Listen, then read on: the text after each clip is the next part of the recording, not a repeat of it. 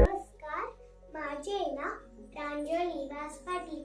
माझ्या शाळेचे नाव श्री बसव बाल संस्कार केंद्र नागाव. आज गुरुपौर्णिमा. आपल्या गुरूंविषयी आदर, प्रेम, कृतज्ञता व्यक्त करण्याचा दिवस. आपल्या भारतीय संस्कृतीत गुरूंना ईश्वराचे स्थान दिले आहे. गुरुपौर्णिमा म्हणजेच व्यासपौर्णिमा असेही म्हणतात, कारण आदी गुरु महर्षी व्यास यांचा जन्म या दिवशी झाला होता. एवढे बोलून मी माझे भाषण संपवते. मी माझ्या सर्व